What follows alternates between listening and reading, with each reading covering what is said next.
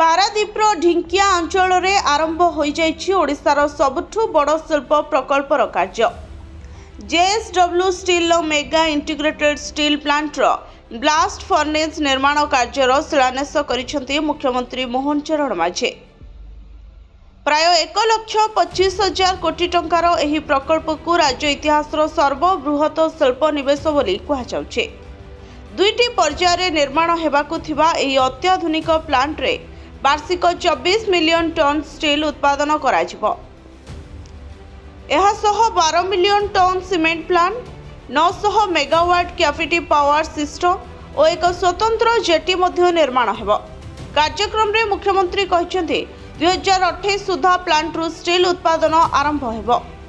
ଅଭିଭାଷଣରେ ପୂର୍ବ ସରକାରଙ୍କୁ ନିଶାନା କରି ମୁଖ୍ୟମନ୍ତ୍ରୀ କହିଛନ୍ତି ଯେଉଁ ପ୍ରକଳ୍ପ ପାଇଁ ଲୋକେ 2 ଦଶନ୍ଧି ଧରି ଅପେକ୍ଷା କରିଥିଲେ, ଡବଲ ଇଞ୍ଜିନ୍ ସରକାର ଆସିବା ପରେ ତାହାକୁ ଫାଷ୍ଟ ଟ୍ରାକ୍ରେ ଆଗେଇ ନିଆଯାଇଛି।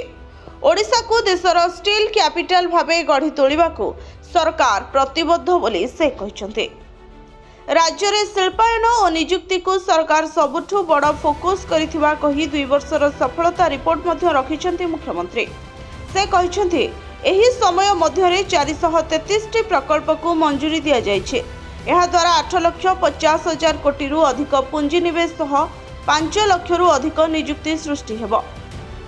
ସେହିପରି ପାରାଦୀପକୁ ମୁଦ୍ରା ବନ୍ଦର ଶୈଳୀରେ ବିକଶିତ କରାଯିବା ସହ 2 କୋଷ୍ଟ ଷ୍ଟ୍ରାଟେଜି ଅନୁସାରେ ପାରାଦୀପ, ଧାମରା ଓ ଗୋପାଳପୁର ବନ୍ଦରକୁ ଶିଳ୍ପ ହବ୍ ଭାବେ ଗଢ଼ି ତୋଳାଯିବ ବୋଲି ସେ କହିଛନ୍ତି।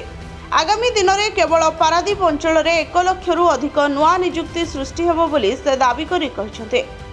ଏହି ଅବସରରେ ଶିଳ୍ପମନ୍ତ୍ରୀ ସମ୍ପଦ ସ୍ୱାଇଁ, ଜେଏସଡବ୍ଲ୍ୟୁ ଗ୍ରୁପର ଅଧ୍ୟକ୍ଷ ସଜ୍ଜନ ଜିନ୍ଦଲ, ଜେଏଫଇ ଷ୍ଟିଲର ବରିଷ୍ଠ ଅଧିକାରୀ ଓ ଅନ୍ୟାନ୍ୟ ଜନପ୍ରତିନିଧି ଉପସ୍ଥିତ ଥିଲେ।